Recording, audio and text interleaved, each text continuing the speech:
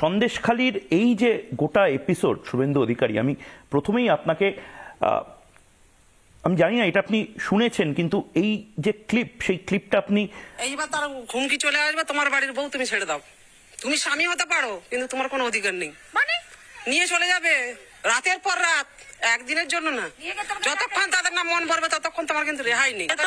নিয়ে গিয়ে ওই রাখতো পার্টি অফিসে, তারপরে ভোরের বেলায় ছেড়ে দিত। এটা রিপাবলিক বাংলার যে ক্লিপ, গোটা ভারত বোধহয় এই মুহূর্তে নিজেদের মোবাইলে দেখছে। এটা আমার বাংলা, আপনার বাংলা।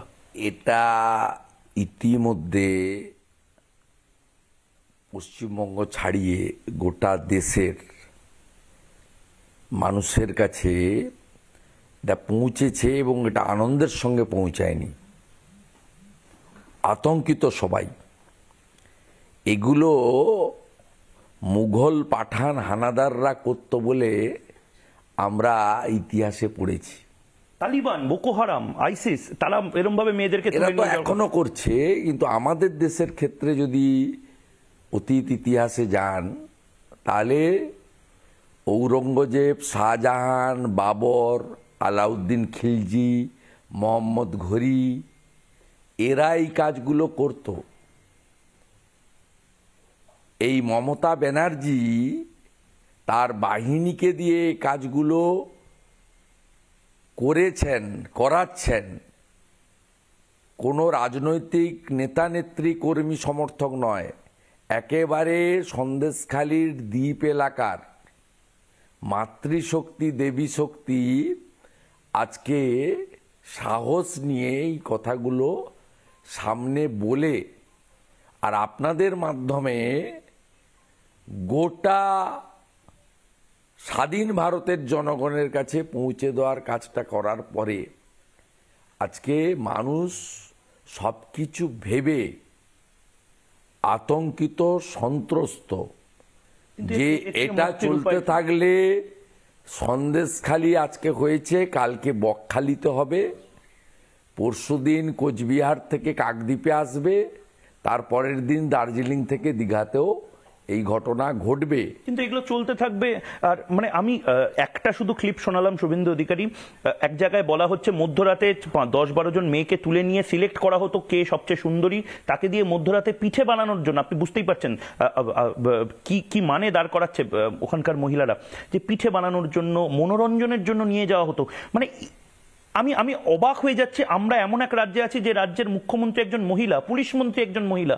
এই ধরনের কথাগুলো আমার নিজের অসুস্থ হয়ে পড়েছে। এই পুলিশ মন্ত্রী, মুখ্যমন্ত্রীকে কেন মহিলা নামে আপনারা বিশেষিত করছেন? ইনি একজন, আমি অনেক আগে উনার নাম লেডি কিম দিয়েছি। উত্তর কোরিয়ার অত্যাচারী শাসক যা যা কাজ করেন, ইনি পশ্চিমবঙ্গে সেই কাজগুলো করেন। এবং আপনারা এই ঘটনাটা তো চোখ খুলে দিয়েছে, কিন্তু সামগ্রিকভাবে নারীর সম্মান, নারীর সম্ভ্রম ইত্যাদি যদি কথা বলেন, তাহলে 21-এর আগের কথা ছেড়ে দেন, 21 থেকে অদ্যাবধি মে মাসে 3 বছর হয়ে যাবে। এই সময়কালে রামপুরহাটের বকটুই থেকে শুরু করে, হাঁসখালি থেকে শুরু করে অগন্তি, আপনার চ্যানেলও দেখিয়েছে, প্রধান বিরোধী দল, একমাত্র বিরোধী দল হিসেবে আমরাও বাড়িতে বসে নয়, স্টুডিওতে বসে নয়, এলাকায় গিয়ে গিয়ে ভারতীয় জনতা পার্টির কার্যকর্তারা, বিধায়করা, আমি নিজে বকটুই থেকে শুরু করে এমন কোনো জায়গা নেই যায়নি।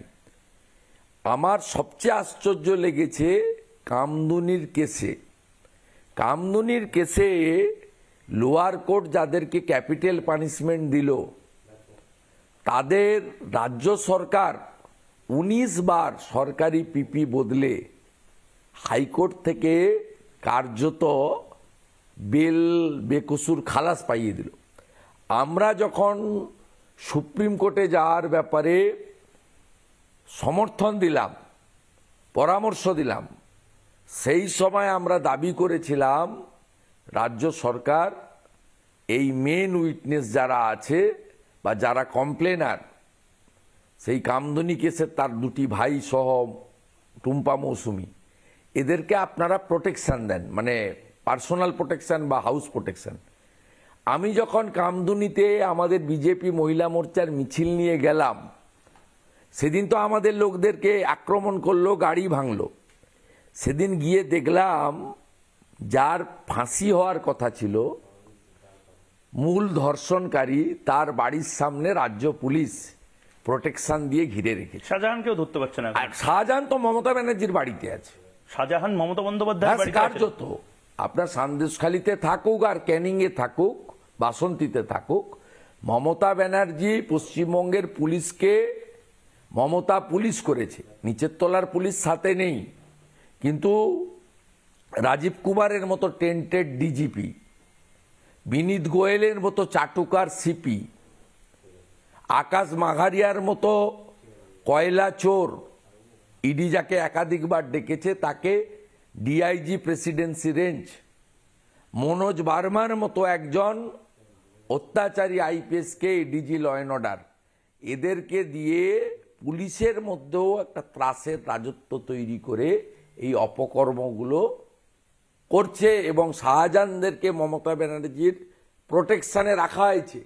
আমি যেমন কামদুনির কথা তুলে ধরলাম, এই মুহূর্তে অত্যাচারী এবং মানুষকে শোষণকারী, নারী নির্যাতনকারী, মিনিমাম কয়েকশো কোটি টাকার মালিক হয়েছে তৃণমূলকে ভাঙিয়ে শাহজাহানের ডান হাত শিবু হাজরা, তার পোল্ট্রি ফার্ম পাহারা দিচ্ছে পুলিশ আজ দুপুর থেকে।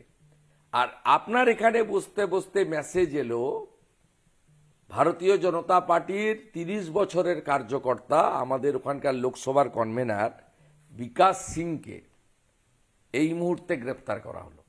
বেছে বেছে হিন্দু নেতাদের গ্রেপ্তার করা হচ্ছে।